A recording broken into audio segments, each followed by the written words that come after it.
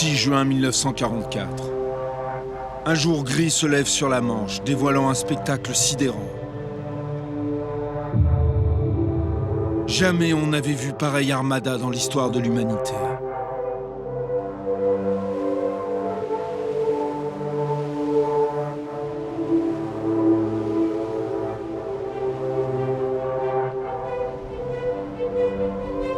Sur 7000 navires, 130 000 hommes traversent la Manche, sous la couverture de 20 000 avions.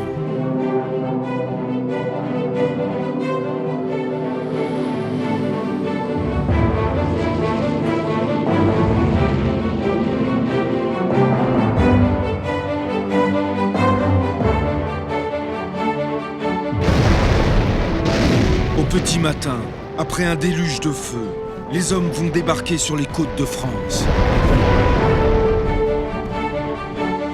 20 000 d'entre eux arrivent aussi par la voie des airs.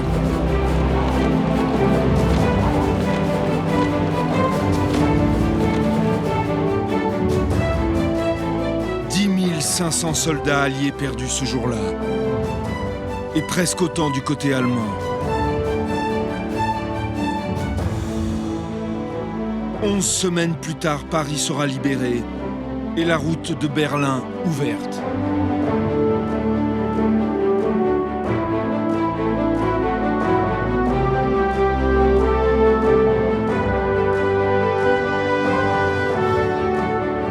Ce film nous racontera, côté allié et côté allemand, cette gigantesque épopée.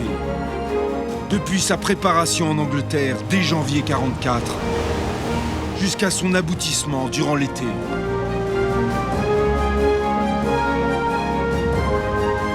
Avec les généraux américains, Dwight Eisenhower, Omar Bradley, l'anglais Bernard Montgomery, le premier ministre britannique Winston Churchill, le maréchal allemand Erwin Rommel, et puis aussi, bien sûr, tous les héros, souvent anonymes, qui ont fait ce débarquement. Sans oublier certains hommes, tels le sergent Grant, qui l'ont filmé au péril de leur vie. Tous ensemble, ils ont participé à ce fabuleux événement qui, contrairement à la légende, ne fut pas une marche triomphante.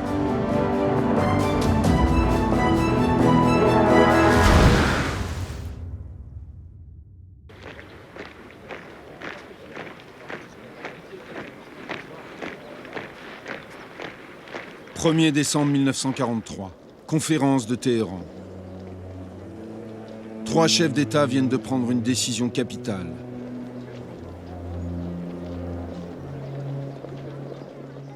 Le maréchal Staline, dirigeant de la puissante Russie, prend place, satisfait, en haut des marches, devant le Premier ministre britannique Churchill, soucieux, quelques marches plus bas.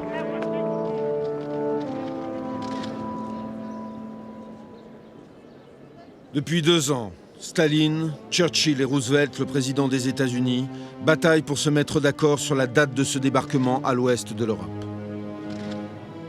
Le sort de la guerre et du monde vont en dépendre.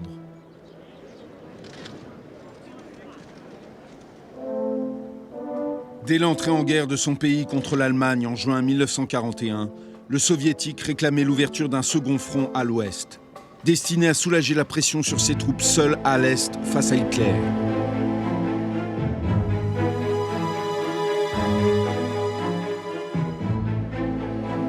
De leur côté, sous l'influence de Churchill qui craignait d'attaquer l'Allemagne de front, les Anglo-Américains avaient vainement espéré l'abattre en passant par l'Afrique du Nord. Pour l'envahir depuis le sud de l'Europe, via l'Italie. Mais ils avaient été bloqués à hauteur de Naples, sans plus pouvoir avancer vers l'Allemagne. Longtemps, Roosevelt s'était montré hésitant. Il estimait que son pays n'était pas prêt pour cette immense opération. Et désormais, il veut en finir au plus vite avec le Reich et le vaincre en Europe de l'Ouest. Roosevelt souhaite aussi coopérer avec les Soviétiques après la victoire.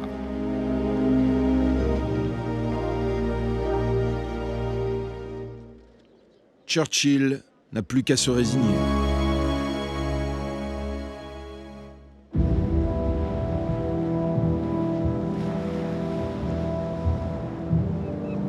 Depuis l'entrée en guerre des États-Unis en 1941, Hitler redoutait une invasion sur les côtes ouest de l'Europe occupée par les Allemands.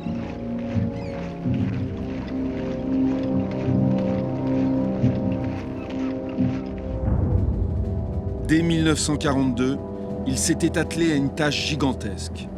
Construire un mur le long de l'Atlantique, constitué d'un ensemble continu de fortifications sur 6000 km, de la Norvège à la frontière espagnole. Même si les Allemands soupçonnaient les Alliés de vouloir débarquer dans le Pas-de-Calais, distant de 40 km seulement des côtes anglaises.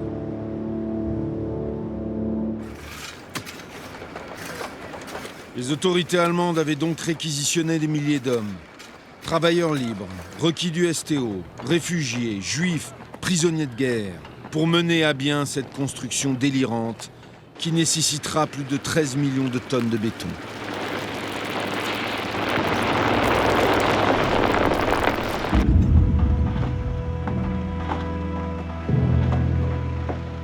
Décidément, cette fin d'année 1943, la forteresse Europe semble solidement aux mains des Allemands.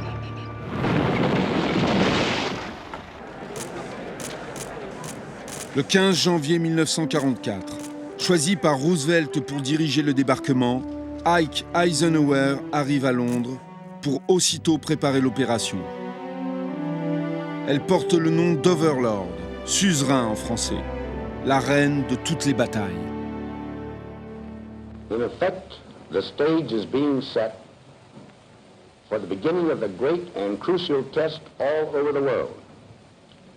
I am completely confident that the soldiers, sailors, and airmen, and all the civil populations of the United Nations will demonstrate once and for all that an aroused democracy is the most formidable fighting machine that can be devised.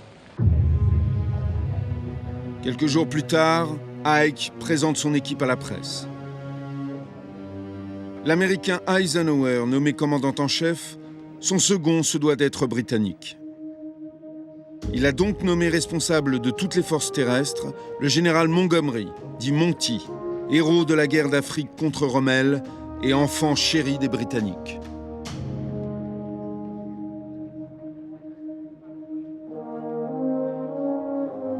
Les militaires ont déjà leur plan, mais rien ne doit être révélé. Plutôt posé pour la presse devant une carte aussi défraîchie qu'illisible. Tout ce petit cirque n'empêche pas Montgomery de se mettre déjà sous les sunlights, plus sensible aux caméras qu'aux gesticulations de ses collègues.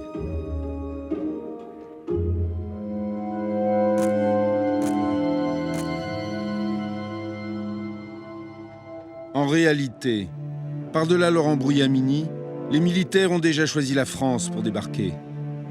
En Normandie plutôt que dans le Pas-de-Calais. Car si la côte normande est plus éloignée de l'Angleterre, elle est en revanche moins défendue.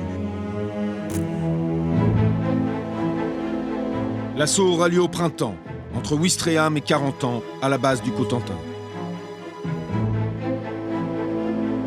Et Montgomery a tenu à élargir la ligne de front jusqu'à Caen, pour ne pas être coincé sur un trop petit périmètre le long des plages. Il a aussi voulu étendre le front plus à l'ouest pour se rapprocher du port en eau profonde de Cherbourg, dont il faudra très vite s'emparer pour assurer la logistique d'une puissante armée.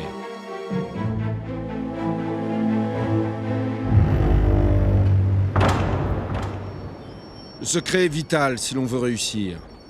Les Allemands doivent tout ignorer du plan des Alliés.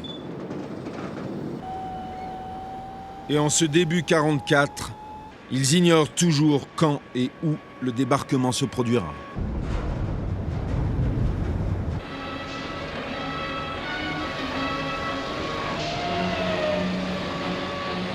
Raison de plus pour faire sonner les grosses caisses de la propagande. Zur Reinigung des Rohres klettert ein Kanonier bis zur Mündung vor.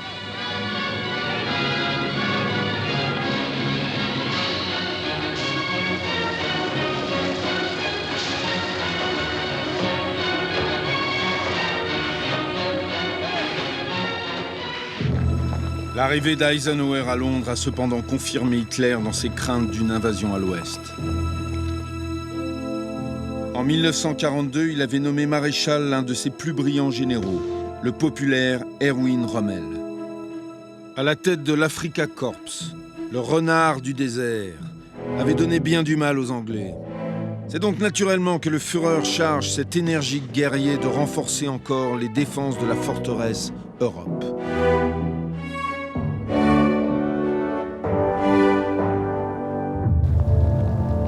Début 1944, Rommel est en France. L'aviation nazie mobilisée en Allemagne contre les bombardements alliés, il ne pourra guère l'utiliser en Normandie. Tout se jouera donc à terre et sur les plages qu'il juge mal protégées.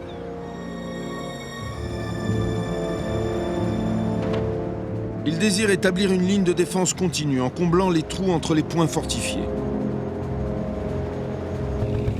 Parallèlement, le maréchal demande d'intensifier le minage du littoral.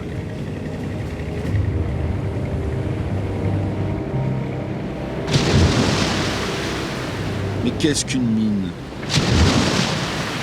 Une goutte d'eau dans la mer, en regard des 1200 km de côtes françaises qui s'étendent du Pas-de-Calais à la base de la Basse-Bretagne. L'énergie déployée par Rommel n'alarme guère Eisenhower. Car depuis des mois, les Anglo-Américains construisent en Grande-Bretagne des ports artificiels, qui évitent d'avoir un vrai port à prendre et leur laissent toute latitude pour choisir le lieu de leur attaque.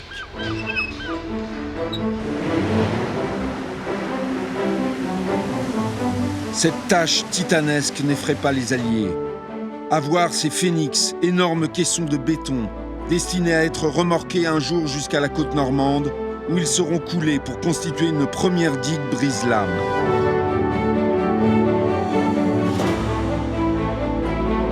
Plateformes où seront déversées des tonnes de matériel, ainsi que les hommes par milliers, avant qu'elles ne soient arrimées aux immenses ponts métalliques qui permettront d'accéder aux plages, quelle que soit la hauteur des marées.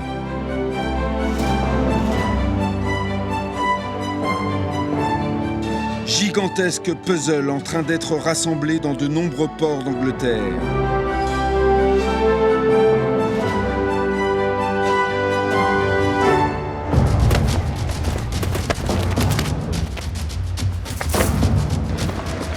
En Grande-Bretagne, les entraînements se poursuivent. Britanniques et Américains font feu de tout bois, même si encore devant des caméras. Ballets aquatiques et effets pyrotechniques sont aussi de mise.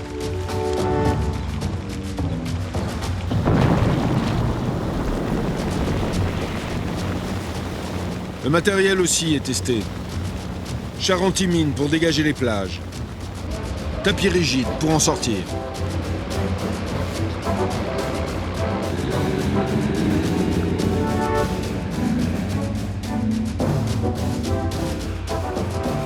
Gymkhana sur vague en dur pour s'habituer à la conduite de ces nouvelles jeeps venues d'Amérique.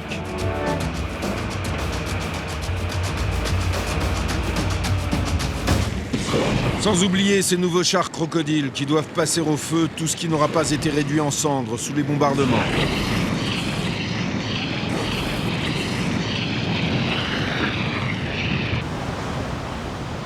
Les Alliés ont déjà perdu des centaines d'hommes à l'entraînement en Grande-Bretagne. Alors pourquoi choisir encore un tel site si sauvage en pleine Cornouaille ?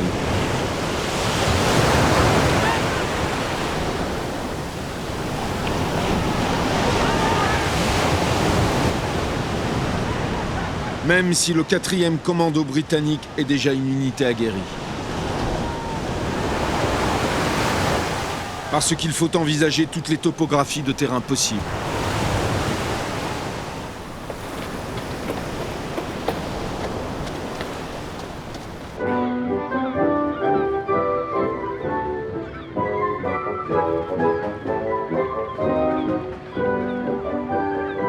C'est connu. Donc le SAM ne se lance jamais dans une bataille tant que le rapport de force ne lui est pas éminemment favorable. Venus de l'Utah, du Kansas, de l'Ohio, du Kentucky, Ces jeunes boys qui arrivent savent-ils seulement où se trouvent la France et l'Angleterre? Pressentent-ils l'enfer qui les attend sur les plages normandes?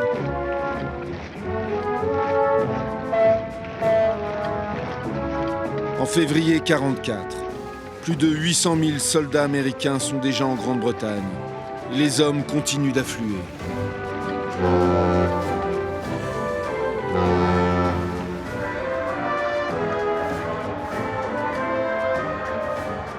Tout de suite, un certain parfum d'Angleterre, avec l'incontournable petit beignet. Première gâterie, et peut-être bientôt plus, si affinité.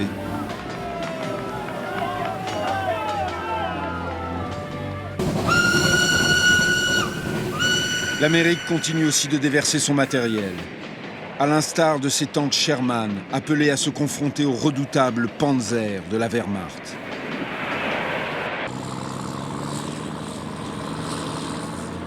Tandis que pubs et petites villes grises d'Angleterre découvrent ces nouveaux chasseurs bombardiers P-38, dont l'autonomie et le rayon d'action surclassent ceux des avions anglais.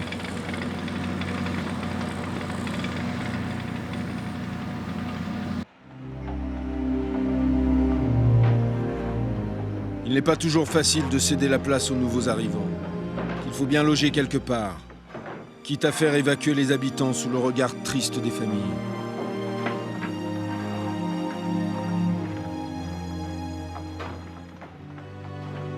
Et les stéréotypes ont la vie dure entre pauvres bougres d'Angleterre et ses cousins gâtés d'Amérique.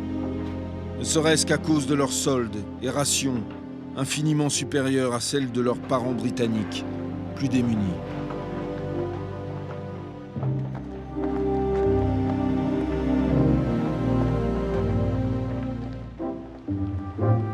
Un élément pourtant va faire le lien.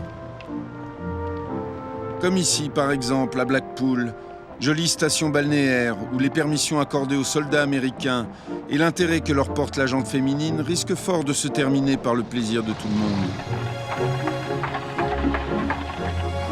Sauf peut-être pour les maris absents.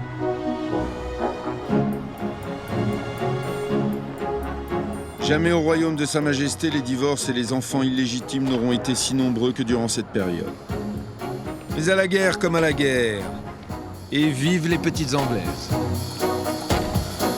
Fraternization was the order of the day, and it certainly looks as if everything was going according to plan.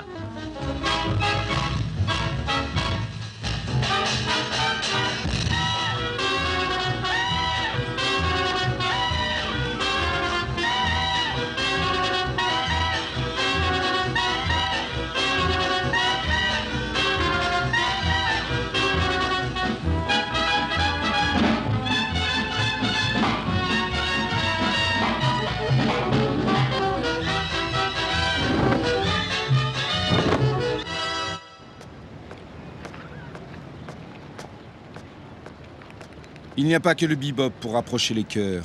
Le général Eisenhower a toujours respecté ses alliés. En mars, il rend visite à la prestigieuse école d'officiers de Sandhurst, celle-là même où le jeune Churchill avait fait ses classes. Et Ike entend bien dire à ses cadets ce qu'il attend d'eux. You young men have this war to win. It is up to you men to give your units, whether it is a tank crew, a platoon, or becomes a company, leadership every hour of the day, every day of the week. You must know every single one of your men. It is not enough that you are the best soldier in that unit, that you are the strongest, the toughest, the most durable, the best equipped technically.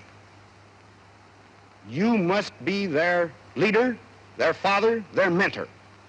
Then you will be doing your duty, and you will be worthy of the traditions of this great school and of your great country. Ils ont tous 20 ans, ces jeunes Anglais auxquels Ike s'est adressé avec son humanité habituelle.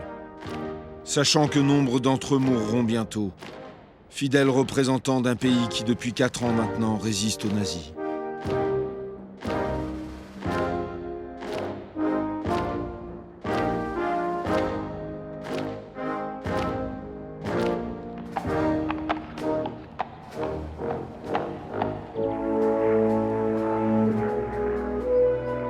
Ce même mois de mars, alors que le grand jour se rapproche, c'est au tour de Churchill d'assister à l'entraînement grandeur nature d'une unité parachutiste américaine, sous les yeux d'Ike lui-même. Les actualités cinématographiques anglaises ne s'y sont pas trompées. Elles aussi ont décidé de faire les choses en grand, avec leurs caméras embarquées.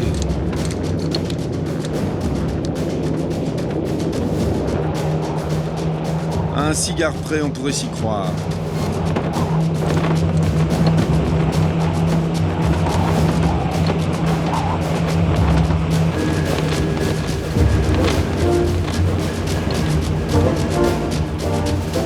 Même l'homme au cigare a droit à sa caméra, avec le sourire en prime.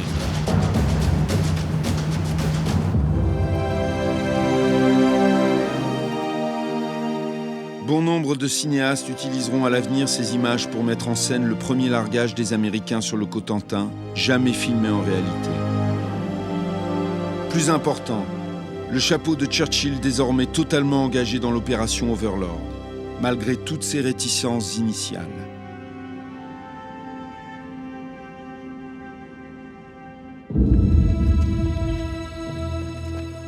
Si les Alliés sont unis et rassemblés en Angleterre, Hitler est loin des opérations, dans son QG de l'Est, près du front russe. Pire, fidèle à son habitude, il divise pour mieux régner. À l'ouest, il a fractionné le commandement allemand entre le maréchal von Rundstedt, chef de tout le front occidental, et le maréchal Rommel, responsable des défenses côtières. Or, les deux hommes sont en désaccord. Rundstedt veut garder ses divisions blindées à l'intérieur des terres pour pouvoir faire converger toutes ses forces vers les zones précises où auront débarqué les Alliés.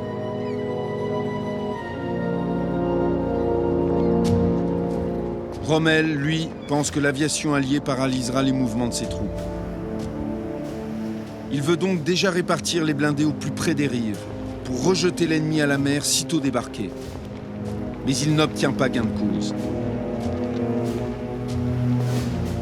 Dès lors, il se concentre plus que jamais sur la protection des plages et dresse des obstacles anti-chars.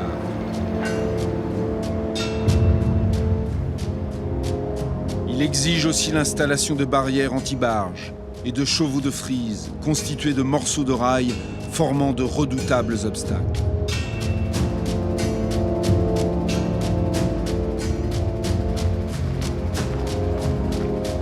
Il s'attaque même à la géographie du terrain, afin d'empêcher les parachutages alliés et leurs mouvements de troupes. Quand ils le peuvent, les Allemands inondent l'intérieur des terres côtières.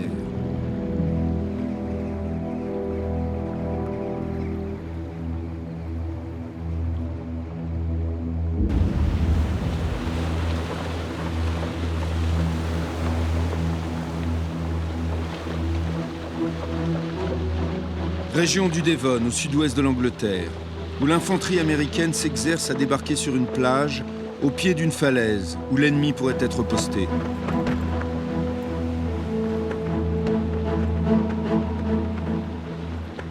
Dès lors, vite se mettre à l'abri de la paroi, pour y installer tout de suite la radio destinée à informer ceux qui suivront.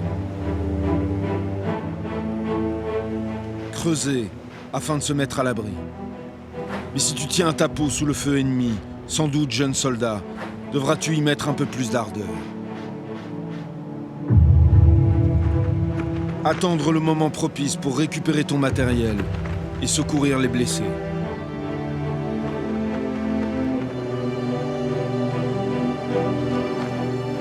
Et si le jour venu, la plage de Galets était impossible à creuser? Et si la marée basse obligeait à plus se découvrir avant d'atteindre les blessés? Comme sur la future plage d'Omaha, si semblable à celle du Devon, mais où les Américains perdront 3000 hommes. Si cette plage ressemble tant à celle sur laquelle les Boys débarqueront un jour, c'est que les Alliés n'ignorent plus rien des plages qu'ils vont envahir.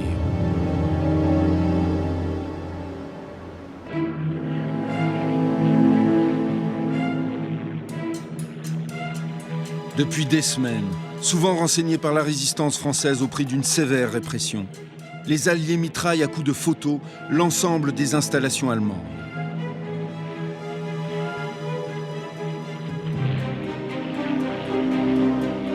Sites protégés ou non, les côtes de la Manche sont passées au peigne fin.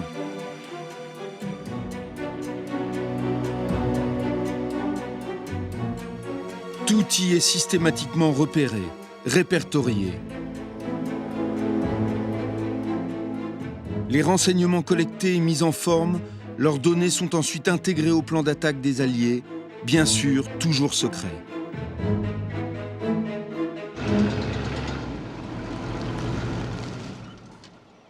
Sauf peut-être pour les Allemands, qui risquent de crouler sous les informations, ou plutôt sous les désinformations. Depuis des mois, les services de renseignement alliés abreuvent l'ennemi de fausses informations, destinées à le leurrer sur les lieux du débarquement, en lui suggérant que l'option Pas-de-Calais a été retenue. Sur le sol anglais, l'intoxication aussi est de mise. Avoir installé face aux côtes du nord de la France de faux aérodromes, où fleurissent des avions gonflables. Tandis qu'au sud de l'Angleterre, où les principales forces sont disséminées, approvisionnement, armes et munitions continuent d'être camouflés.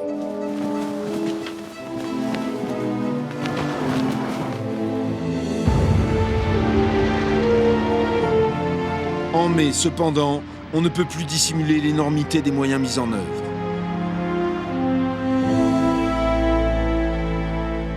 Des centaines de milliers d'hommes sont maintenant regroupés dans des camps afin de les rapprocher de leur lieu d'embarquement et de les isoler des populations pour éviter les fuites. 1, 2, 1, 2, 1, 2, out, back, come on, out, back, out, back. Mais l'encadrement ne néglige pas le moral des troupes, quitte à mettre un bémol à une discipline tatillonne. Dans cette escadre de la RAF, par exemple, où il ne faudrait pas briser les ailes des aviateurs avant même qu'ils ne s'envolent pour casser les reins de quelques boches en pleine campagne normande.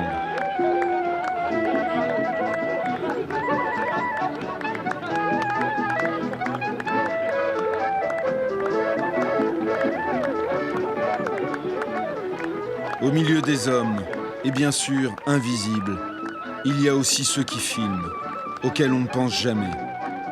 Tous élèves de l'école de cinéma de l'armée anglaise, et tous volontaires, chargés de témoigner pour nous de l'immense événement qui se prépare. Le plus jeune d'entre eux, Desmond O'Neill, 20 ans. Il compte bien couvrir le grand jour. Comme ses collègues, il a été nommé sergent d'office, grade idéal pour rester proche des hommes. Ma caméra était la bienvenue. Elle les distrayait, dira O'Neill.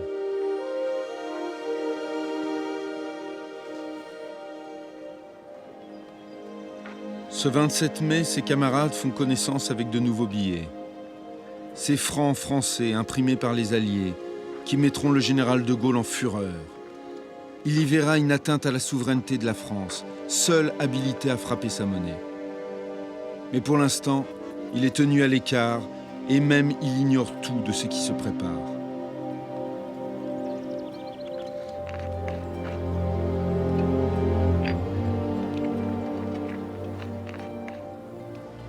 Ces hommes savaient qu'ils risquaient fort d'être tués. Cela a créé une atmosphère étrange, ajoutera encore O'Neill.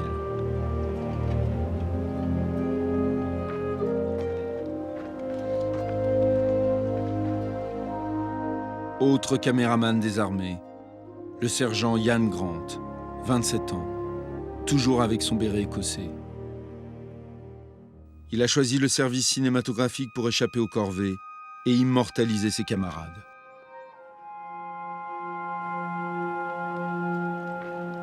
Ce 31 mai, Ian les montre recevoir le livret qui les informe sur le pays inconnu qu'ils s'apprêtent à envahir.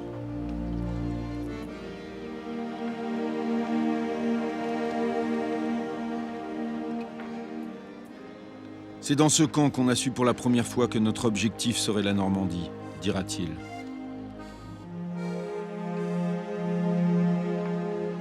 Il pointe aussi les quelques denrées supplémentaires auxquelles ont droit des hommes qui se préparent à affronter le pire. Car désormais, ce n'est plus qu'une question de jours.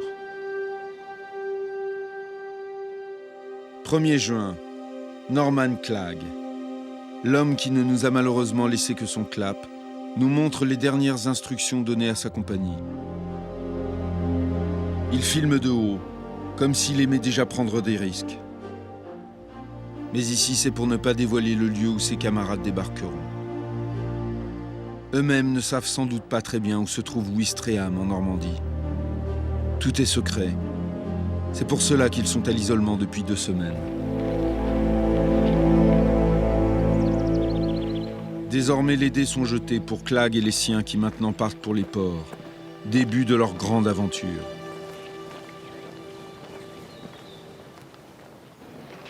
Les Américains parfaitement équipés ne sont pas en reste. Avec leurs 1 500 000 hommes, ils sont désormais plus nombreux sur le sol d'Angleterre que leurs frères d'armes britanniques.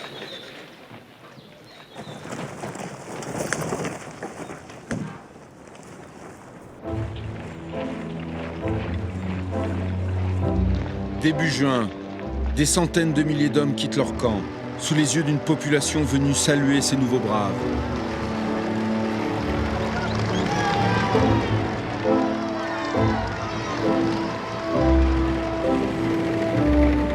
Tous affluent vers leur lieu d'embarquement, les 19 ports au sud de l'Angleterre.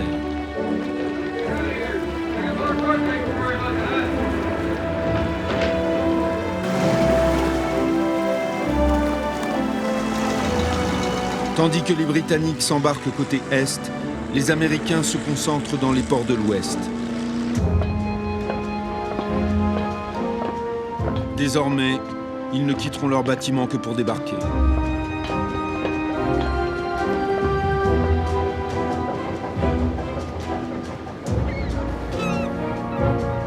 Les Canadiens, sous commandement britannique, et 3e force alliée, alignent pour leur part 21 000 hommes.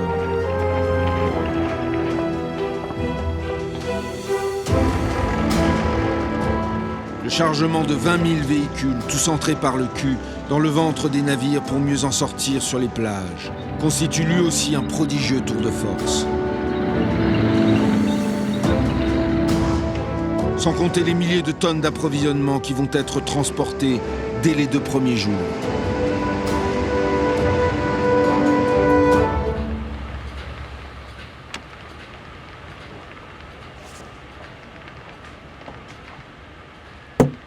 Pour donner toutes les chances à son attaque, Eisenhower a dû tenir compte de plusieurs paramètres, notamment l'obligation de faire coïncider une nuit de clair de lune pour mieux voir sans être vu, et une marée à mi-hauteur à l'aube, pour débarquer. Début juin, seules les dates du 5, 6 ou 7 conviennent. Pour bénéficier de la surprise, le plus tôt sera le mieux. Ike décide que le débarquement aura lieu le 5 juin. Mais depuis quelques jours, le temps se gâte. Le 4 juin, alors même que les premiers bâtiments basés dans le nord de l'Angleterre font route vers la Manche, une tempête éclate.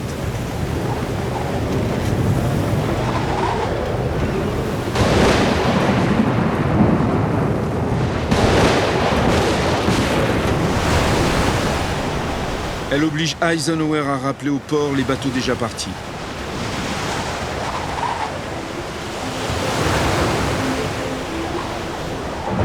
L'opération Overlord est désormais menacée, car les mouvements initiés risquent d'alerter les Allemands.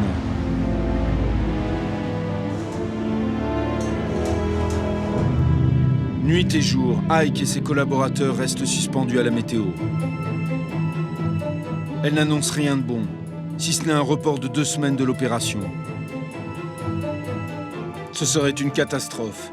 Il faudrait remotiver les hommes et la campagne d'été serait abrégée de 15 jours.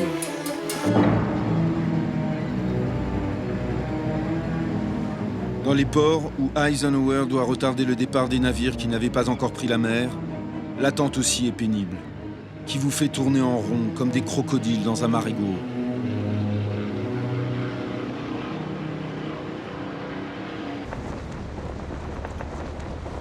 Ce 4 juin, le jeune Desmond O'Neill est au travail au milieu de ses camarades de la 3e division britannique, sous un vent qui n'a pas encore l'air de tomber.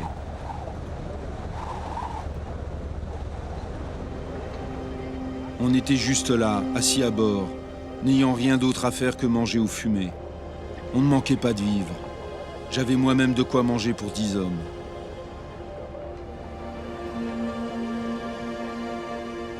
Il y avait comme un sentiment d'amère désillusion. Nous ne savions toujours pas où nous allions, si ce n'est qu'on devait traverser la Manche. Plus tard, on nous a dit que nous débarquerions à Lyon-sur-Mer. Ça ne disait rien à personne.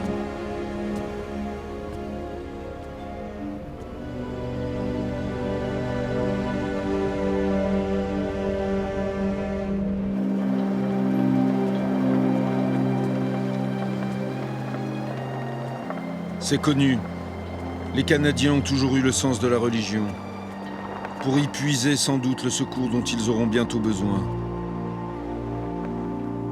Jamais services religieux ne furent suivis avec autant de ferveur que ce dimanche 4 juin 1944, dans tous les ports du sud de l'Angleterre.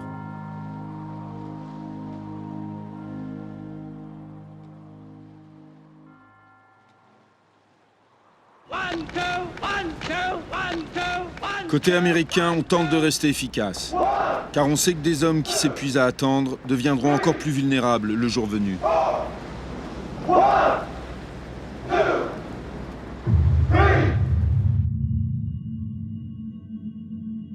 Le 4 juin au soir, les prévisions météo sont un peu moins pessimistes.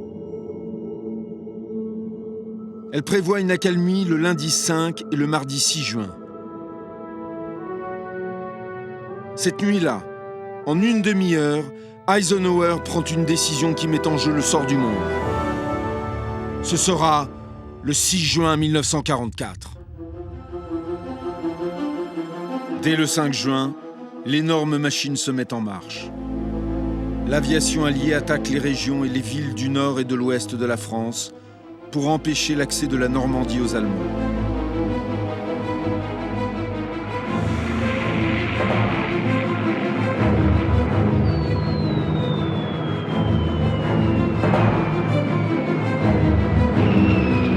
Les Anglo-Américains ne font pas dans la dentelle. 3 jours durant, la Normandie sera écrasée sous les bombes, faisant presque 4000 victimes.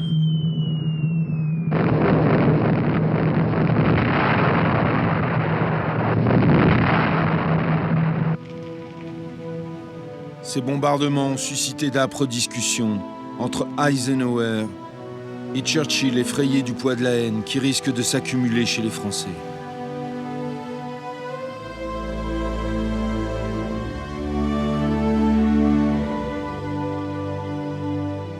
À la surprise des Alliés, la résistance française a répondu « C'est la guerre. Il faut admettre qu'il y aura des tués. »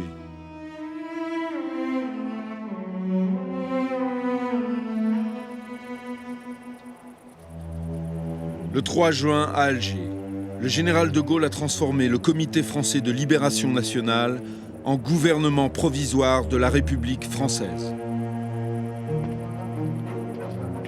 Jusqu'alors, il n'a pas eu son mot à dire. Les Alliés ont tout caché aux Français. Mais à l'heure où s'annonce la libération du pays, les Anglo-Américains ont besoin du général pour s'assurer de l'entière coopération de la population et de la résistance française.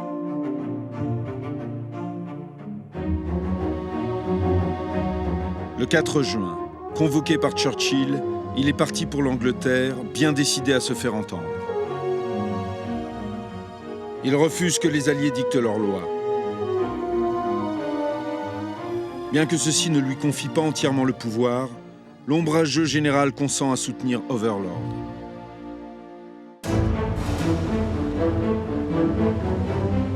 Le 5 juin, sur mer, les manœuvres de diversion continuent.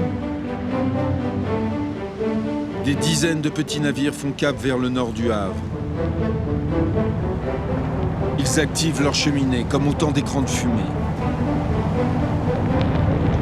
Pour dissimuler leur importance véritable et faire croire à un convoi de gros navires traversant la Manche, vers un point situé nettement au nord des plages normandes.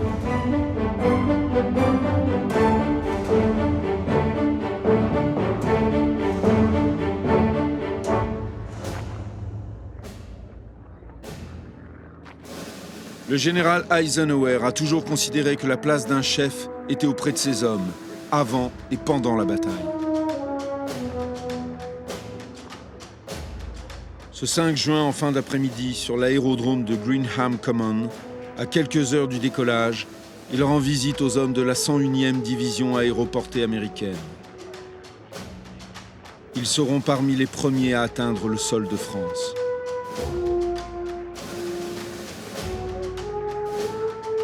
Derrière son sourire, Ike a l'air un peu tendu. Raison de plus pour prendre une mine réjouie et rassurer leur chef.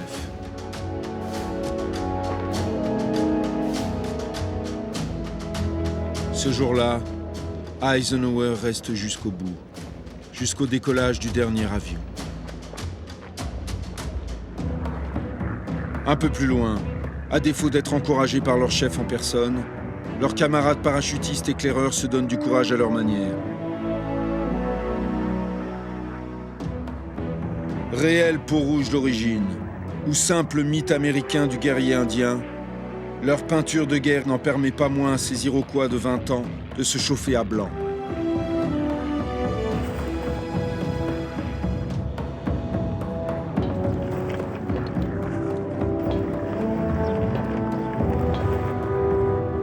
Quand il n'est pas bariolé, leur visage est passé au noir de fumée pour être moins visible. Outre leurs armes et parachutes, ces hommes doivent aussi sauter avec leurs émetteurs radio pour signaler les zones balisées sur lesquelles les planeurs qui suivront déposeront le gros des troupes.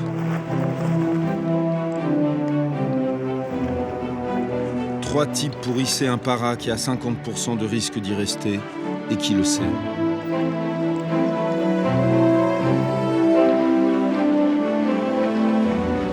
Ce même soir, Ike écrit une lettre dans le cas où le débarquement tournerait au désastre. Elle prouve que les Alliés ne sont sûrs de rien. Ma décision d'attaquer à cette période et à cet endroit était basée sur les meilleures observations possibles, écrit-il. S'il y a eu des fautes ou des erreurs commises lors de cette tentative, j'en porte l'entière responsabilité.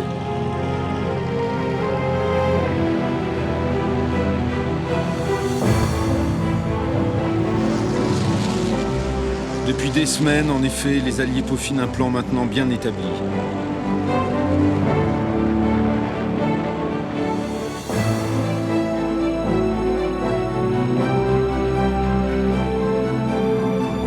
Dans la nuit du 5 au 6 juin, les défenses côtières allemandes devront être anéanties sous les bombes. Avant que l'artillerie navale ne pilonne à son tour, à l'aube, 70 km de côte. Les Britanniques avec les Canadiens se chargeront du flanc droit de l'invasion. 3 plages leur ont été assignées, Third, Juno et Gold, situées entre Ouistreham et Arromanches. Les Américains s'occuperont du flanc gauche. Les plages d'Omaha et d'Utah leur ont été dévolues. Les Britanniques devront s'emparer de Caen au plus vite. La ville commande en effet un important nœud de communication par où les Allemands peuvent acheminer leurs renforts. Elle ouvre surtout sur une plaine qui doit permettre aux blindés alliés de se déployer et aux avions de se poser sur des aérodromes provisoires. Les Américains devront remonter vers Cherbourg, qu'ils ont prévu de prendre 8 jours plus tard pour pouvoir débarquer les centaines de milliers d'hommes et tout le matériel nécessaire à la suite de l'offensive.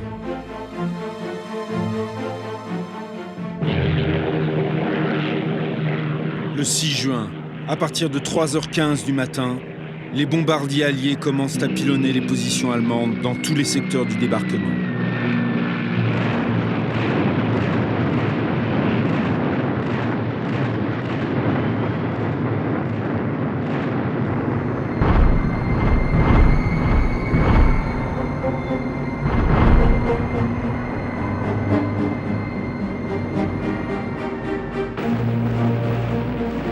À l'aube, l'artillerie navale alliée prend le relais, afin de pulvériser le mur de l'Atlantique.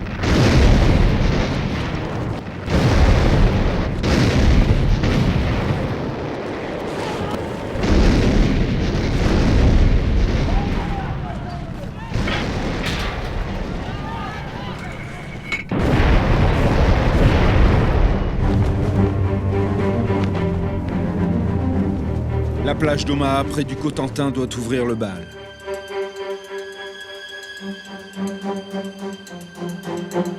Les Américains doivent s'en emparer pour ensuite faire la jonction avec leurs camarades d'Utah.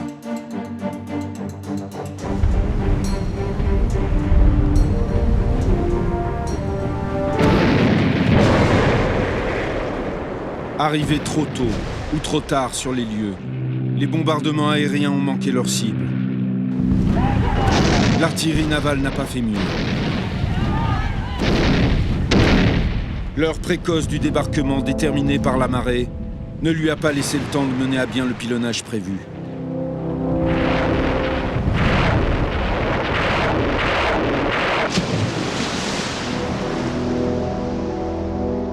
Le gros de l'attaque échoua aux GIs de la célèbre Big Red One, unité expérimentée. Mais on leur a adjoint le 116e bataillon, composé de jeunes boys qui n'ont encore jamais connu l'épreuve du feu.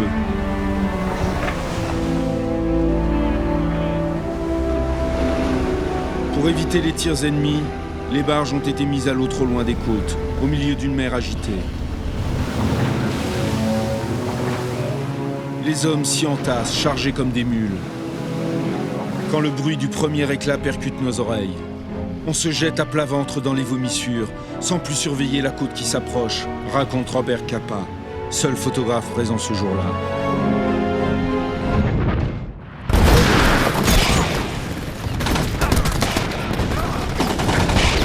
À peine sur la plage, les hommes sont cueillis par une défense allemande quasi intacte, qui les tire comme des lapins.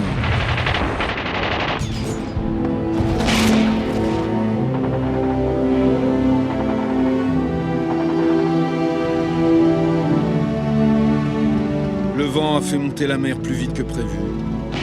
Les vagues d'assaut suivantes s'empalent sur les obstacles de Rommel, obligeant les hommes à débarquer dans une eau profonde.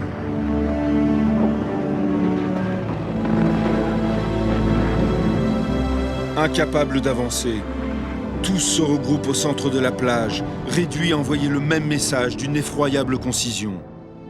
Sommes cloués sur place par artillerie ennemie. Crucifiés plutôt. Comme le montrent les rares clichés restants de Capa, tous les autres ayant été accidentellement détruits.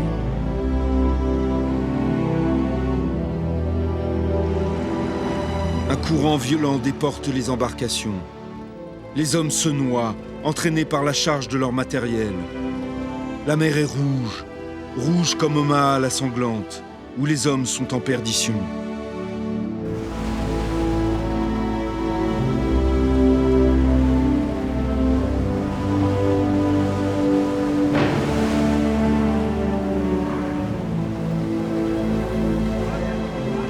Le commandement américain envisage de stopper l'offensive. Ce choix désespéré signifierait l'abandon des troupes déjà débarquées.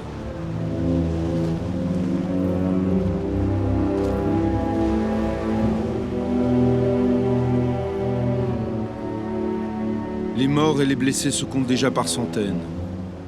Leur sacrifice aurait été vain. L'arrêt des opérations laisserait aussi ouverte une énorme brèche sur la continuité du front allié, alors même que la gigantesque machine de guerre est lancée à plein régime. En effet, ce 6 juin, le jour maintenant levé dévoile l'armada de 7000 navires qui s'approchent des côtes normandes. Comme toujours, Ike n'est pas loin. Et à 9h45, il s'adresse au monde et aux siens par la voix de la BBC. I call upon all who love freedom to stand with us now. Keep your faith staunch. Our arms are resolute. Together we shall achieve victory.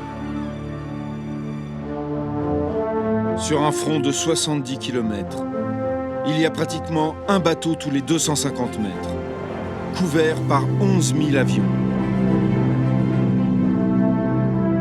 Tous sont munis de bandes blanches pour permettre à l'artillerie alliée de les identifier et de ne pas tirer sur les appareils amis.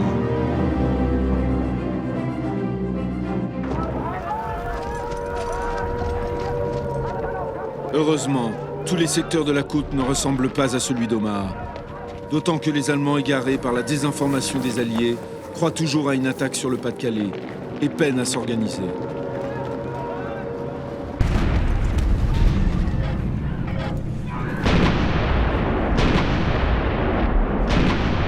Il a bon dos l'infranchissable mur de l'Atlantique.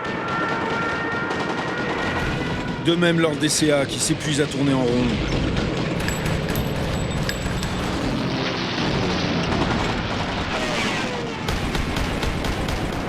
Ce jour-là, l'aviation alliée effectue quelques 10 000 sorties. Insensible aux fleurets mouchetés d'une défense allemande souvent dépassée.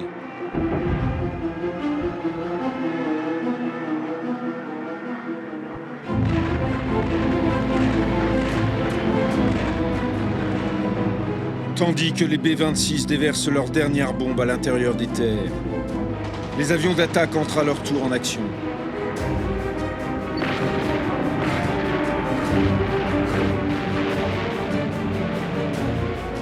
Les défenses côtières ne sont pas les seules frappées. Les bases aériennes sont aussi visées afin de clouer au sol ce qu'il reste de l'aviation ennemie.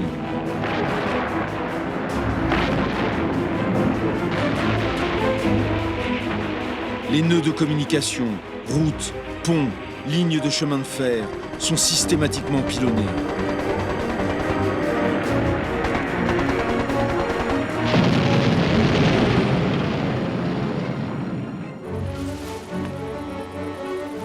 La résistance française n'est pas en reste, qui, après la phase de renseignement et sabotage, passe maintenant à l'attaque et cherche à empêcher les Allemands d'acheminer leurs renforts sur le front.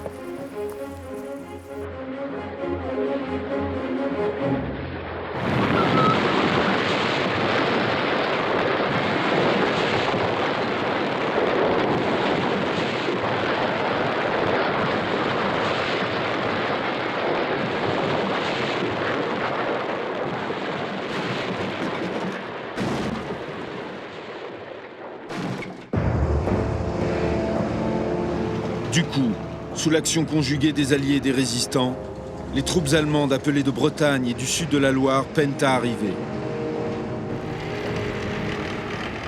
Rommel avait raison, lui qui voulait dès le départ concentrer les troupes aux abords des plages pour arrêter les assaillants.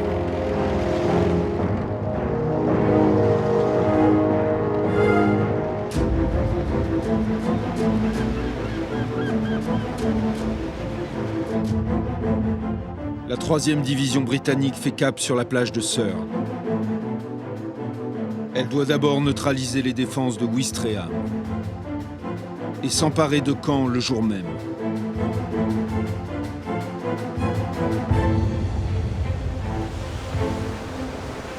Le 45e Royal Commando écossais, filmé par leur compatriote le sergent Ian Grant, doit débarquer à Ouistreham.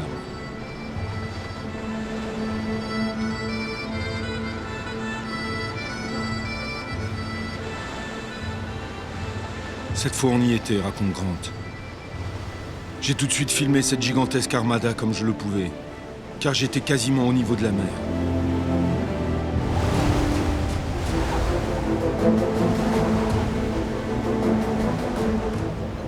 On nous avait donné de sacrées rations, et aussi des pilules contre le mal de mer. Mais avec ces effluves de diesel, la plupart d'entre nous, même les plus forts, étaient malades.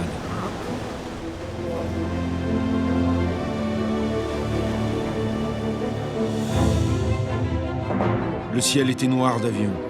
On avait dit à certains de passer à basse altitude, tandis qu'on nous signalait par haut-parleur les marques spécifiques qui distinguaient les avions amis.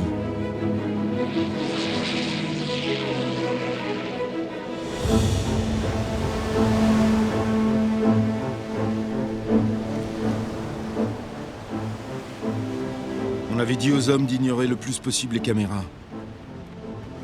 C'étaient des acteurs naturels, plongés dans leurs pensées, vivant leur expérience propre. Je n'avais pas peur car il n'y avait aucune crainte sur leur visage. Juste le désir de sortir de ce satané bateau qui leur donnait le mal de mer.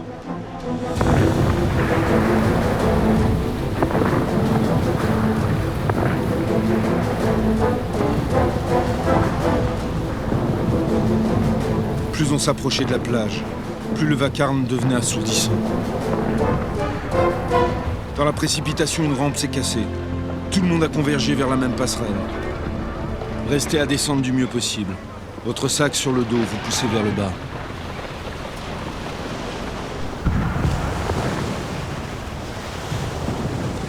Grant et les siens ont été préservés du premier assaut. Pour eux, le plus dur commence. Faire la jonction avec les troupes parachutées derrière les lignes allemandes.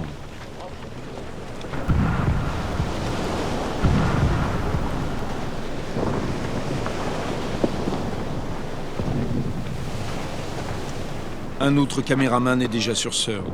Le plus jeune d'entre eux, le sergent O'Neill, arrivé 45 minutes avant Grant. C'est lui qui filme les derniers soubresauts de la bataille.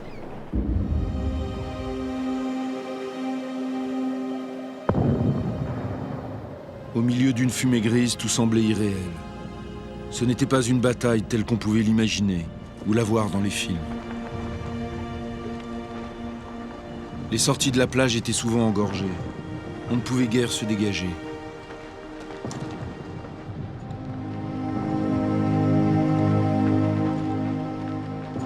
J'ai suivi un peloton d'infanterie qui essayait aussi de s'extraire. Quand soudain, sa caméra tressaute, il est touché à son tour. Le temps de tourner encore quelques plans avec son bras valide, et il est rapatrié en Angleterre le soir même pour y être soigné.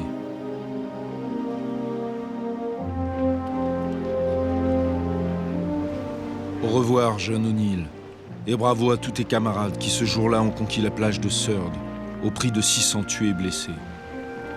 Tous perdus dans la masse de ces inconnus, dont la plupart avaient à peine 20 ans.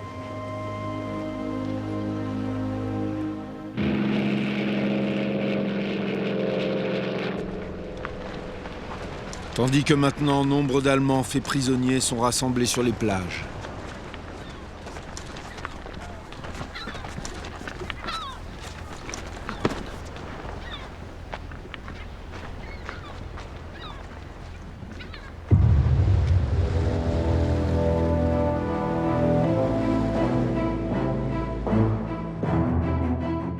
À quelques kilomètres de Surd, la plage de Juneau, en secteur canadien. Objectif, la prise de Carpiquet, l'aéroport de Caen.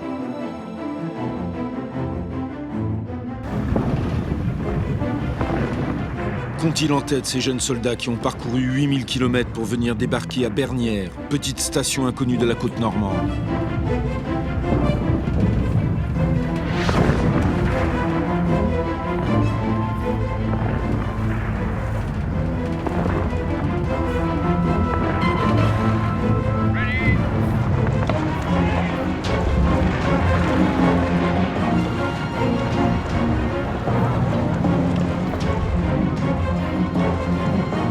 Ici, c'est bien la première vague d'assaut qui est filmée, la seule de tout le débarquement, mais par une caméra automatique arrimée au bastingage.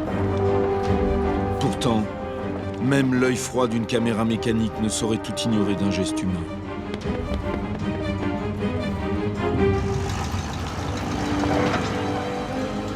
Bientôt, apparaît la toute première maison française libérée en Normandie.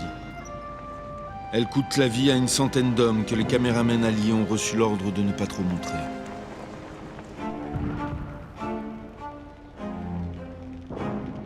Plutôt donné à voir les premiers prisonniers allemands et la colère d'un patriote français à leur égard.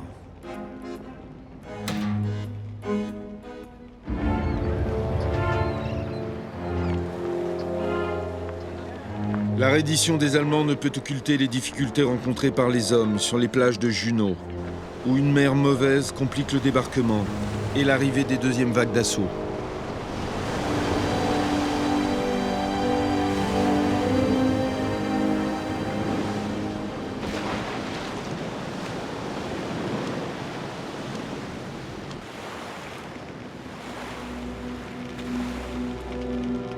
Bilan, 300 jeunes Canadiens tués.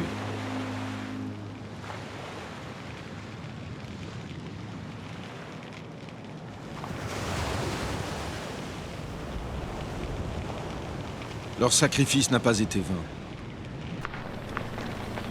La plage conquise, leurs camarades vivants s'avancent sur plusieurs kilomètres à l'intérieur des terres vers Caen. Déjà leur première récompense. Ces jeunes Françaises, ravies de voir leur pays libéré par des hommes dont beaucoup parlent français, même s'ils ont un accent bizarre.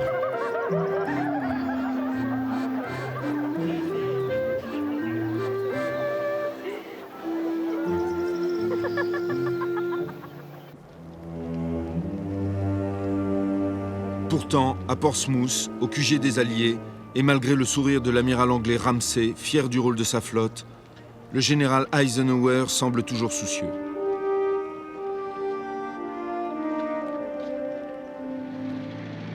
Depuis le début de la matinée, les messages se succèdent, tantôt alarmants comme à Omaha, tantôt encourageants comme à Utah ou dans le secteur britannique. À voir le visage d'Eisenhower, on se dit cependant qu'à cette heure, rien n'est encore joué.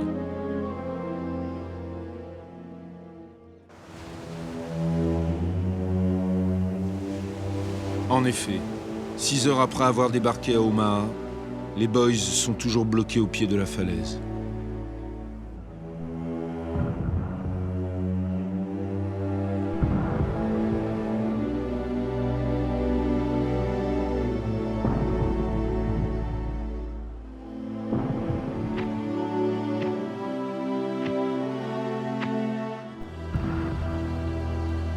Les Américains privilégient toujours les hommes, quel que soit le surcroît d'intendance nécessaire. Même les premières vagues d'assaut sont pourvues d'une structure médicale bien rodée, avec médecins et infirmiers pour prendre en charge au plus vite les blessés, fussent-ils des ennemis. Jamais les secours n'auront été plus utiles que sur Omaha la sanglante, où s'entassent désormais morts et quelques prisonniers.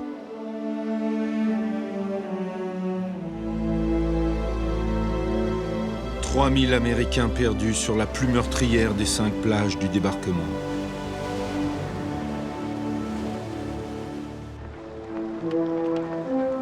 Pourtant, en fin de journée, le soleil revenu et après que les premières lignes aient enfin réussi à s'extraire de la nasse, l'arrivée des troupes reprend sur Omaha. Cette fois, on peut dire que le débarquement a réussi. Reste maintenant à gagner la prochaine bataille, celle de la Normandie et de la France.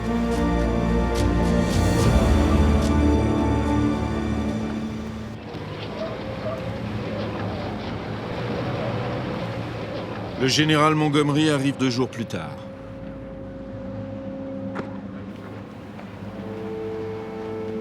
Il a de quoi être soucieux. Toujours désireux de disposer d'un rapport de force écrasant en sa faveur avant d'agir, il a tardé à mettre ses blindés en action et n'a pas réussi à s'emparer de Caen comme il devait le faire dès le premier jour. De plus, ses troupes soulagées d'avoir réussi à débarquer sans trou de casse font preuve maintenant d'un certain manque de mordant. Leurs caméramens en témoignent à leur façon, qui se baladent, découvrant ces premiers drôles de Français, que l'on fait aussi poser pour les besoins de la cause, même si ceux-là ont plutôt l'air de s'y prêter volontiers.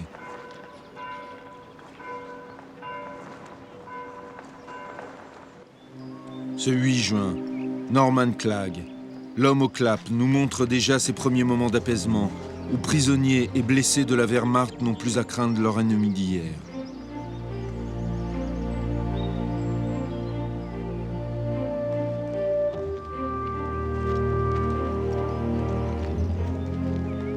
« 5 jours encore, et Clagg sera tué sous le feu allemand.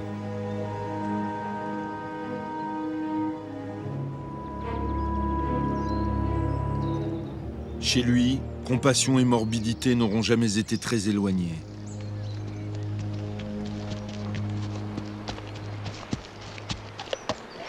Mais ces images montrent bien aussi le relâchement qui, au lendemain du D-Day, s'est emparé des Anglais. Un ralentissement dont les Allemands vont profiter.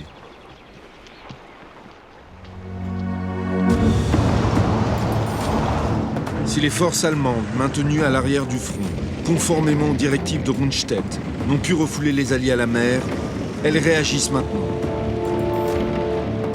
2 divisions blindées, dont la fameuse 12e Panzer Hitlerjungen SS, contre-attaquent les 7, 8 et 9 juin. Elles barrent la route de Caen aux Britanniques et aux Canadiens.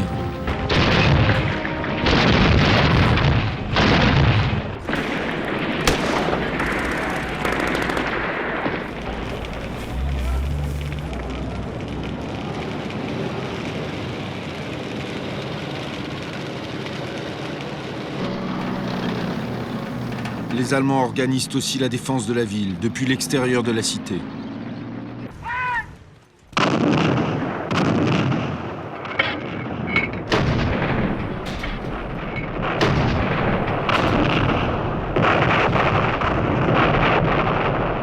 Du coup, les bombardements sur Caen s'avèrent inopérants.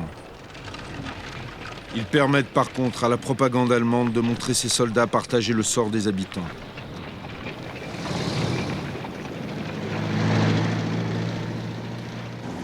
La Wehrmacht reste maîtresse de la ville, tandis que pour les premiers réfugiés, l'approche des libérateurs sonne comme un départ.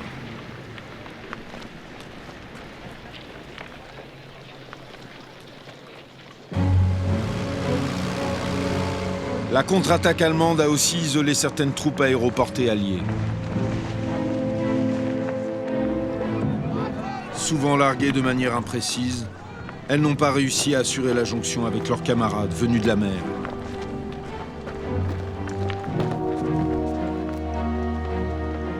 Beaucoup sont capturés, mais peu semblent résignés.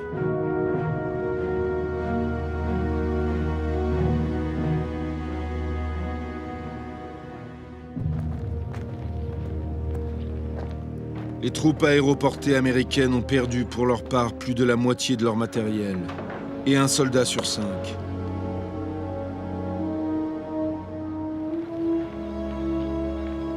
Tous ces hommes ont payé cher l'honneur d'être les premiers à fouler le sol de France.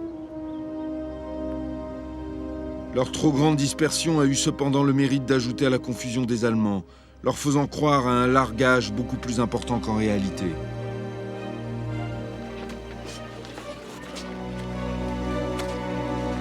Et maintenant, ce sont ceux de la 81e qui rejoignent la terre, avant que leurs camarades ne leur rendent un dernier hommage.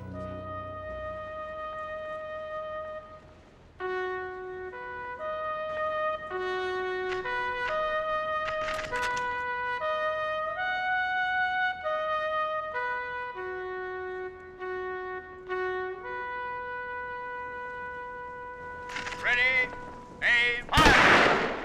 Aim, fire! Aim, fire! Le 9 juin, les Américains s'emparent de la petite ville d'Isigny, elle aussi rageusement bombardée pour en déloger définitivement les Allemands. Ce verrou empêchait les forces d'Omaha et d'Utah de se rejoindre pour se lancer ensuite sur Cherbourg.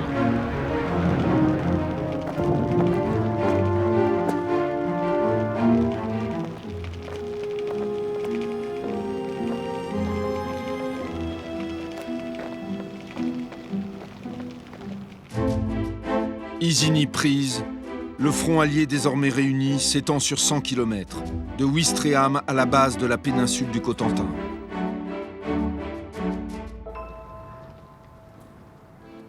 Et par-delà les gravats, vers où regardent-ils ces habitants d'Isigny ?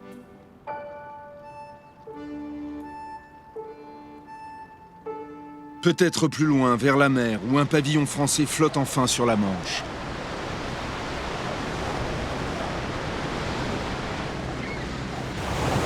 Les Alliés solidement établis sur les côtes, il est temps de faire venir le général de Gaulle, chef du gouvernement provisoire.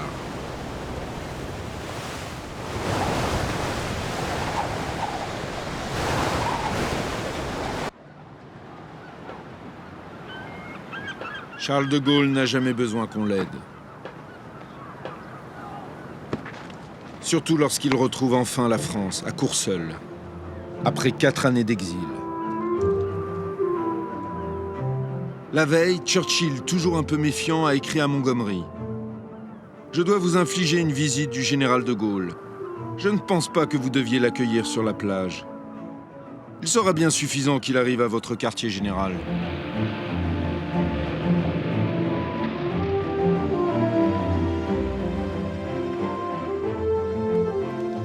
De Gaulle n'a qu'une journée à passer en France. Lui aussi est pressé. Le temps de dire à Montgomery ce qu'il a envie d'entendre, l'Anglais lui cède enfin la vedette.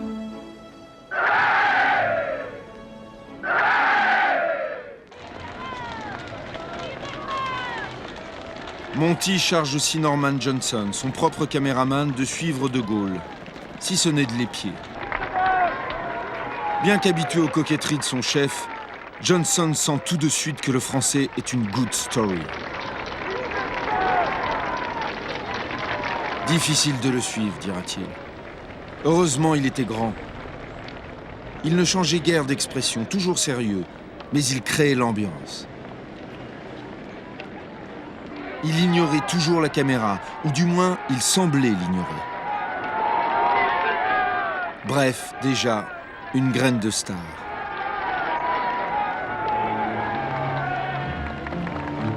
À Bayeux, partout des gens heureux de voir enfin des hommes qui ne sont pas sous la botte allemande.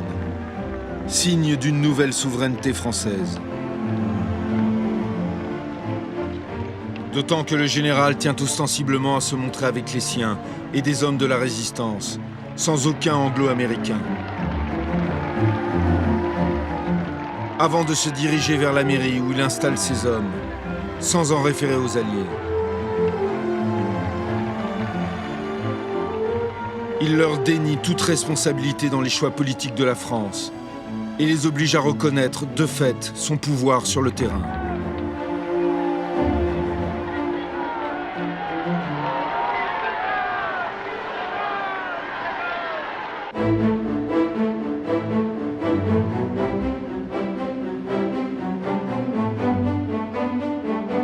Si les hommes n'ont pas eu besoin de port pour débarquer, ils ont besoin maintenant de leur port artificiel pour continuer la bataille. Car il faut bien que la logistique soutienne les centaines de milliers de soldats alliés.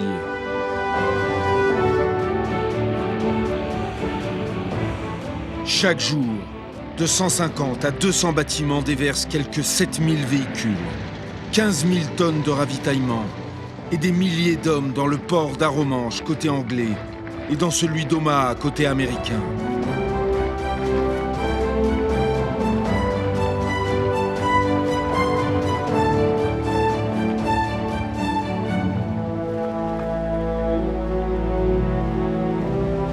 Mais bientôt le temps se gâte et risque encore une fois de tout compromettre.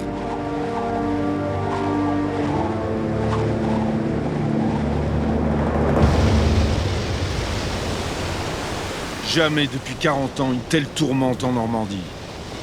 Avec à l'intérieur des aires de mouillage, des bateaux devenus des chiens fous.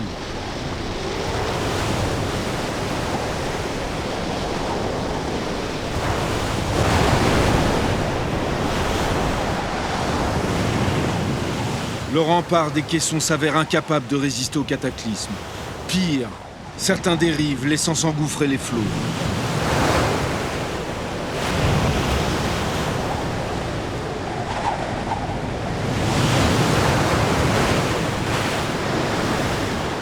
Quais de déchargement et passerelles flottantes se disloquent, balayées comme des fétus de paille.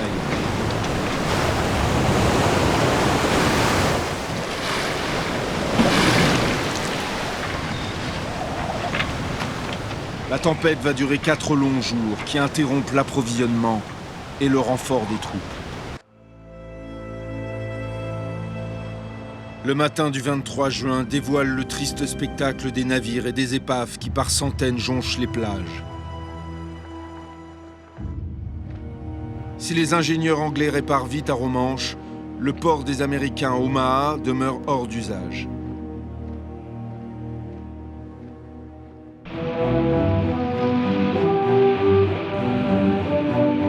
Ils ont 10 jours de retard sur leur plan. Il leur faut s'emparer au plus vite du port en eau profonde de Cherbourg. Bien qu'encerclée, la ville est toujours aux mains des Allemands. Le 26 juin, enfin, l'infanterie américaine pénètre dans les faubourgs de Cherbourg.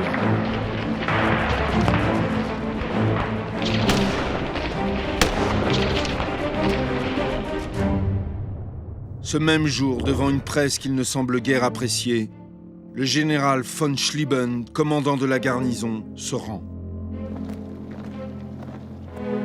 Si ce colosse sait s'essuyer les pieds devant son vainqueur, le jeune général Collins, l'Allemand s'assoit aussi sur son serment fait à Hitler de préférer la mort à une honteuse reddition. Comble de flétrissure, Schlieben s'est soumis avant même ses hommes, qui le lendemain se rendent à leur tour.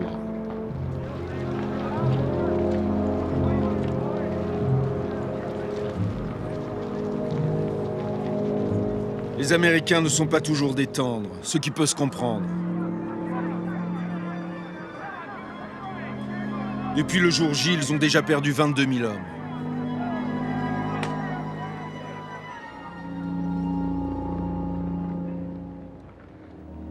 À voir la moyenne d'âge des prisonniers, vieux ou très jeunes, on constate le délabrement de la Wehrmacht, dont les troupes les plus aguerries sont surtout mobilisées à l'Est pour combattre l'armée rouge. 36 000 prisonniers à Cherbourg, chiffre énorme au regard de ce que peut capter une caméra, sauf qu'elle aussi parfois étonne et frappe.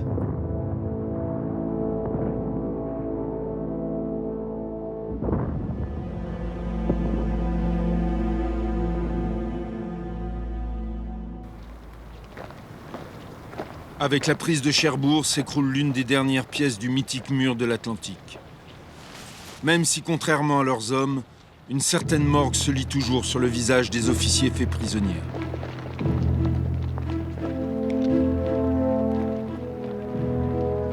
Mais peut-être aussi une certaine honte.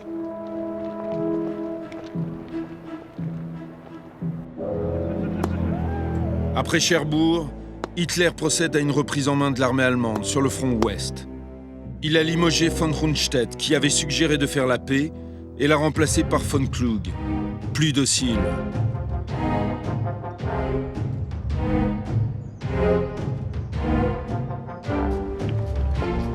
Rommel, accablé par le jusqu'au boutisme du Führer, lui, sait qu'il ne reste au mieux qu'à retarder le désastre.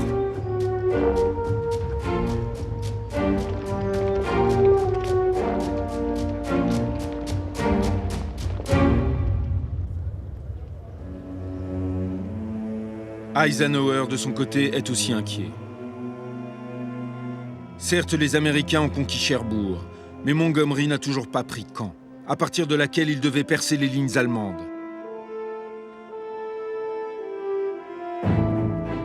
Installée à l'intérieur des terres, la Wehrmacht a l'avantage de l'espace avec les possibilités de ravitaillement et de renfort qu'elle confère, alors que les Alliés restent toujours enfermés le long des côtes de la Manche.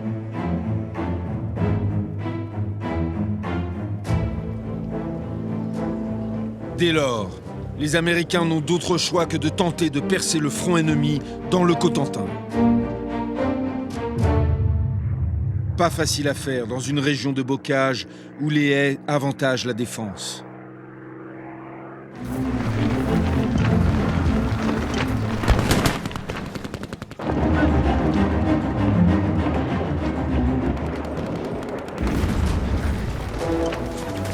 Voir sans être vu. Un atout pour l'ennemi dans cette bataille à laquelle les boys ne sont pas préparés.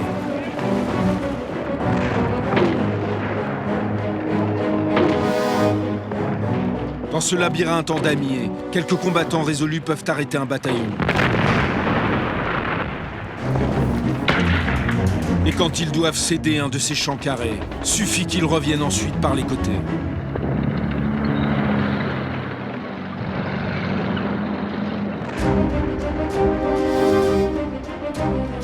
Les chars américains, obligés d'emprunter les routes et les chemins, sont alors des cibles faciles.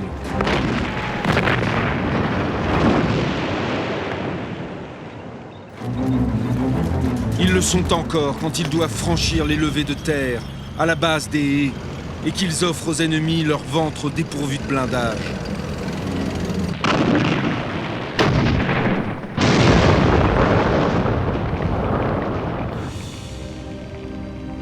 bilan de ces pièges.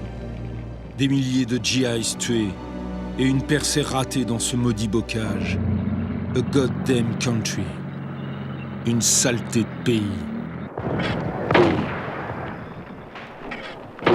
Cette fois, les Anglais, devant les difficultés des Américains, se doivent d'en finir rapidement avec Caen.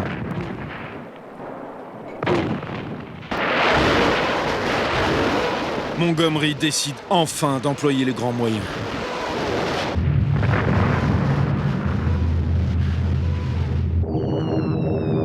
Il a demandé le renfort de l'aviation.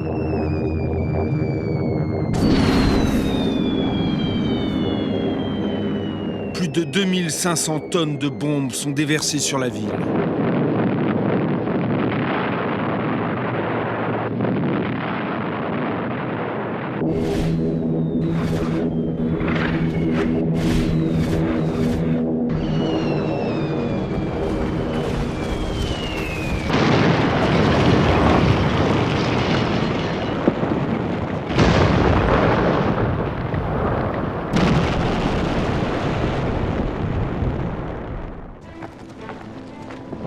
Certains avancent, d'autres partent. À quoi bon se regarder? C'est comme ça.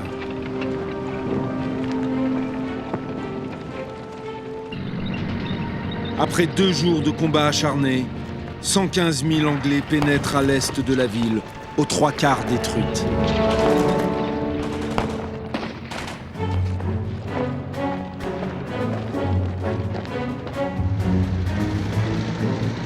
Le 13 juillet, Montgomery arrive à son tour. Il lui aura fallu plus d'1 mois pour s'emparer d'une partie de Caen qu'il espérait prendre dès le premier jour, et d'où devait partir la percée des Alliés. Décidément, au royaume des aveugles, les borgnes sont rois.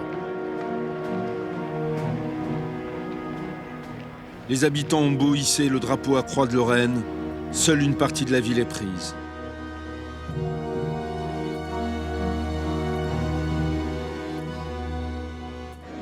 Ce qui n'empêche pas la propagande anglaise de faire croire qu'entre habitants de la ville au sans-clocher et soldats britanniques, on trinque.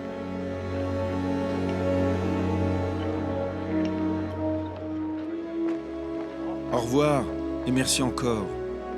Je vous en prie, tout le plaisir est pour moi. Pareil bombardement et leurs 2000 morts. Alors même que les défenses allemandes étaient situées hors de la ville, était-il nécessaire ? Le débat encore aujourd'hui reste ouvert.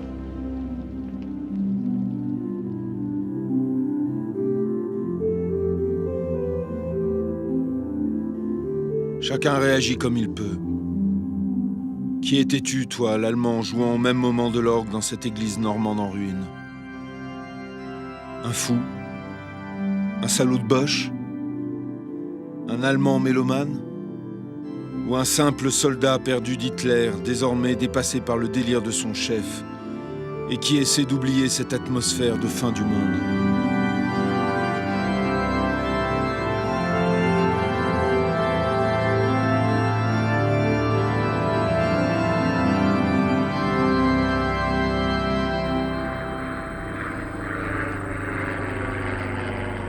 Quelques jours plus tard, Winston Churchill, le Premier ministre anglais, débarque à son tour.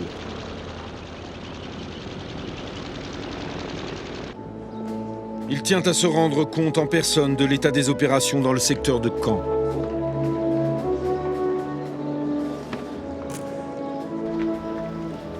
Mais Montgomery a beau jouer les guides touristiques. C'est plus sa voiture qu'il domine que la plaine de Caen, encore aux mains de la Wehrmacht. 10 jours après la prise de la ville, les Anglais n'ont toujours pas percé les lignes allemandes. Et ce n'est pas l'agitation de Churchill qui y change quelque chose.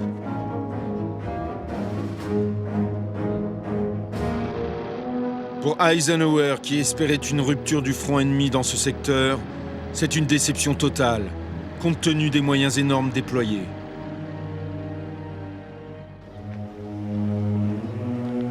Le commandant en chef fait dorénavant de plus en plus confiance au discret général 3 étoiles, Omar Bradley, qui a organisé le débarquement d'Omaha et d'Utah avant d'aller s'emparer de Cherbourg. Eisenhower apprécie son calme, sa lucidité et son efficacité. Bradley pense que la percée du front ennemi devra se faire par les Américains et dans le Cotentin. Nom de code de son opération, Cobra. Comme un serpent qui se détend et vous saute à la gueule.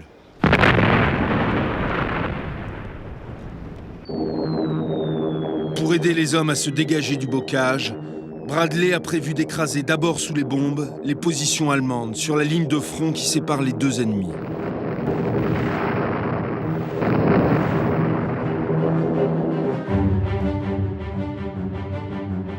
La percée une fois effectuée, ses troupes s'élanceront simultanément vers la Bretagne, ainsi que vers la Seine et la Loire.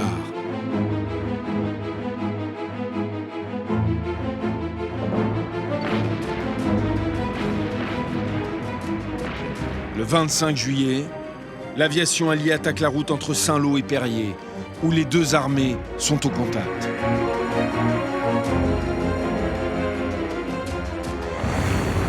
La fameuse division blindée du général Lehr, le second du maréchal Rommel, est anéanti sous les bombes.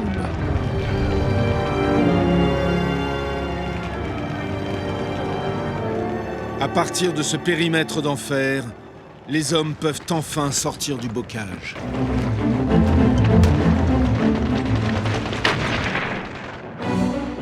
Ils créent ce breakout, cette brèche dans le front ennemi si longtemps attendue.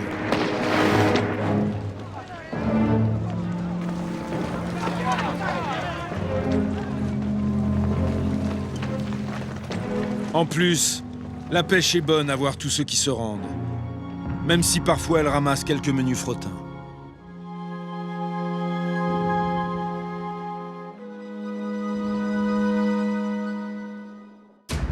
Dans ce bestiaire qu'est devenu la Normandie, les chars sont désormais équipés de lames pour cisailler les haies et franchir les derniers kilomètres de bocage.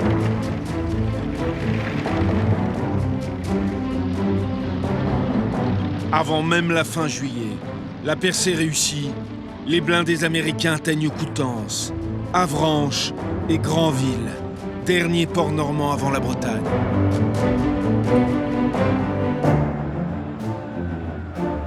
Début août, la 2e division blindée française débarque à son tour à Utah Beach. Depuis des mois, des années, ces Français avaient tout quitté pour combattre les Allemands et les Italiens en Afrique. Tandis qu'ils s'apprêtent, cette fois, en vainqueurs, à fouler à nouveau leur cher sol de France.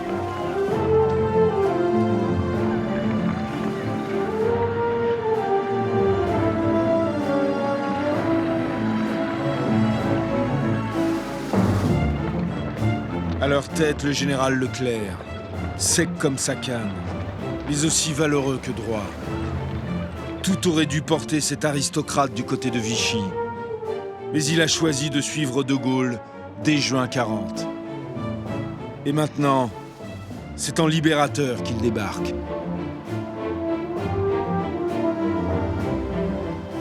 Sa division est intégrée à la 3e armée américaine, avec laquelle elle va enfin pouvoir participer aux opérations sur le sol national.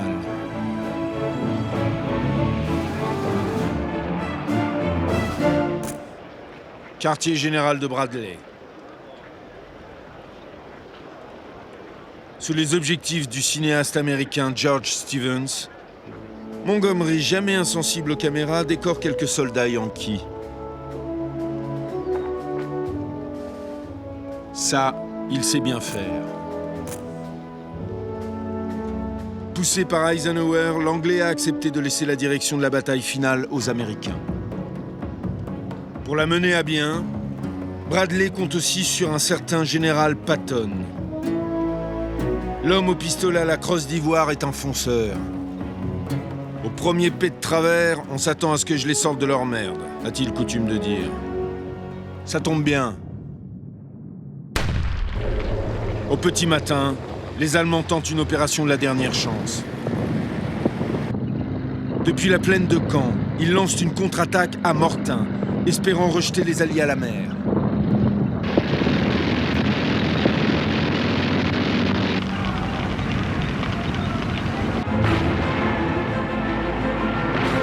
L'offensive planifiée par Hitler en personne est aussitôt enrayé par les Typhoon lance-roquettes des Alliés.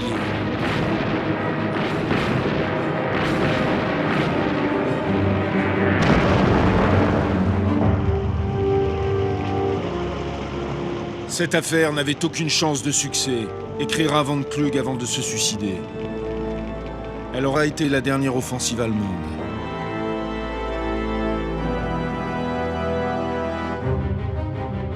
Pire encore, à Mortain, Bradley a laissé volontairement l'ennemi s'enfoncer dans le flanc allié.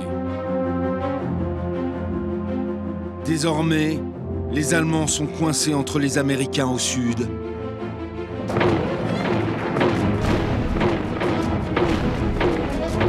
et les Britanniques au nord.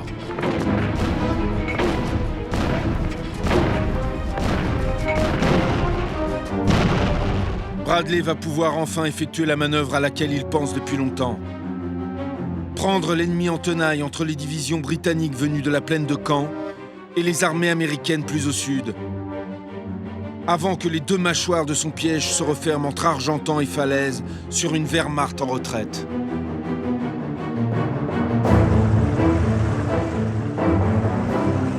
Sitôt la contre-offensive allemande stoppée à Mortain, Patton et ses divisions se sont élancés vers le Mans, en direction de Paris. Mais maintenant, une partie d'entre elles bifurque vers Argentan et entreprennent le large mouvement de faux qui encercle les Allemands.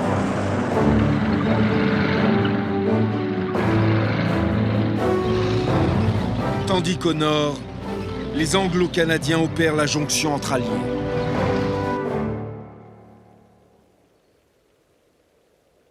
La Wehrmacht a été laminée et Eisenhower pourra écrire « Le champ de bataille de Falaise fut sans conteste l'un des plus grands champs de tuerie qu'aucun secteur de la guerre eût jamais connu. C'était un spectacle que seule la plume d'un Dante eût pu décrire. On pouvait avancer sur des centaines de mètres sans interruption en ne marchant littéralement que sur des chairs mortes et pourrissantes.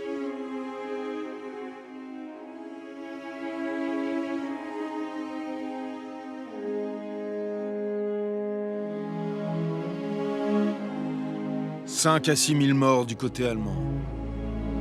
À voir la tête de ceux qui ont été capturés, on sent qu'Eich n'a pas exagéré.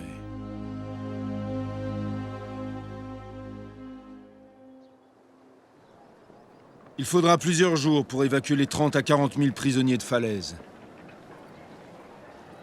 Pour eux, la captivité est une victoire, celle de la vie sur la mort.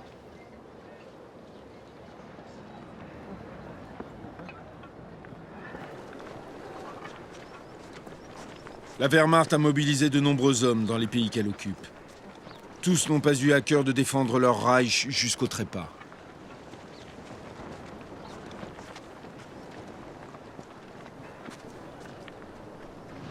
Cette fois, c'en est fini de l'Allemagne en Normandie. Falaise terminée et ses prisonniers évacués, les armées de Patton ont franchi la Seine et la Loire. Dès lors, Eisenhower a atteint les deux limites fixées par le plan Overlord. Il désire passer maintenant à l'étape suivante, la poussée vers le Reich. Le 19 août, un rideau de fumée plane sur Paris. Au sol, à l'approche des Alliés, la ville s'est insurgée.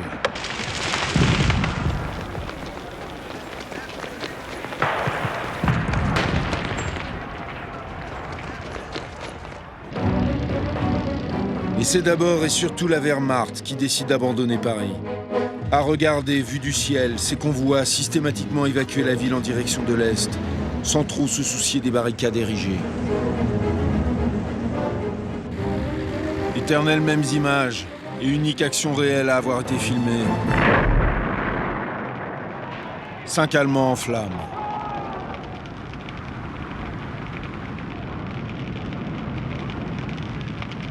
Ce qui n'ôte rien à ces hommes qui se sont insurgés avant l'arrivée des Alliés, et aux dizaines d'entre eux qui sont morts en combattant l'armée allemande en déroute.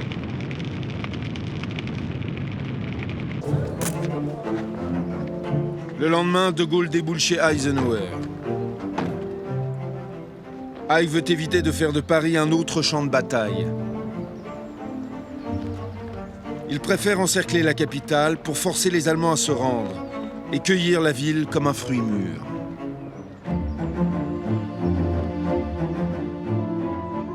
C'est compter sans l'éloquence du Français qui persuade l'Américain de se lancer sur la ville pour éviter un possible bain de sang et neutraliser l'ascendant des résistants communistes à Paris.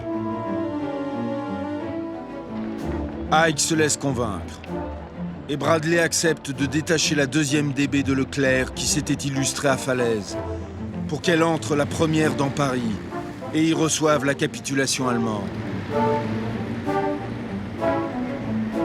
Mouvement immédiat sur Paris.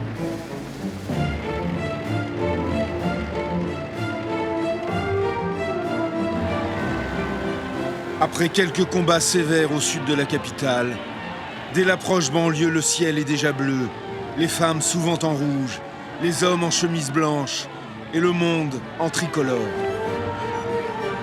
Pour accueillir les premiers Leclerc Boys aux portes de Paris.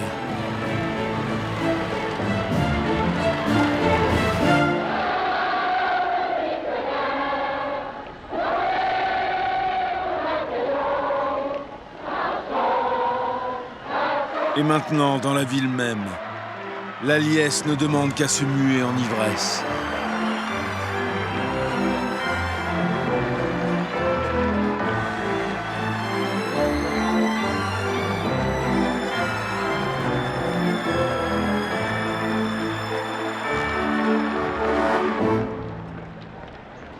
Ce jour-là, l'homme du 18 juin a gagné son pari. Le miracle a eu lieu. La France écrasée, humiliant 40 est bel et bien du côté des vainqueurs. Dès lors, place à l'historique cortège des Champs-Élysées qui assoit sa légende. Mais c'est là une histoire bien française.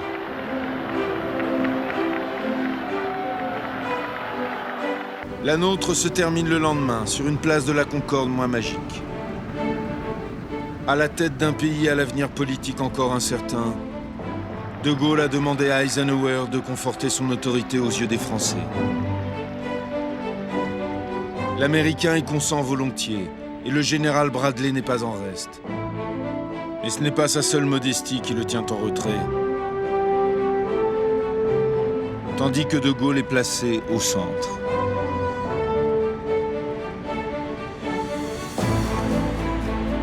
Eisenhower a tenu à faire défiler devant le Français les troupes US qui vont poursuivre le combat contre le Reich.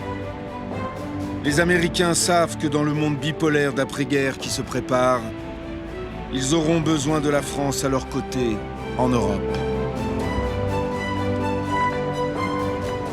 Notre histoire aura été haute en couleurs, à partir d'images d'origine souvent en noir et blanc.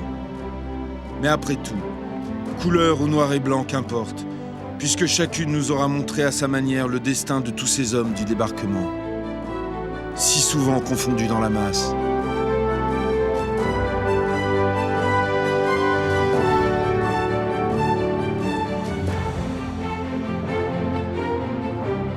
Qui étais-tu, perdu parmi les tiens, l'homme qui maintenant se retourne? Qui que tu sois, à jamais, merci à toi.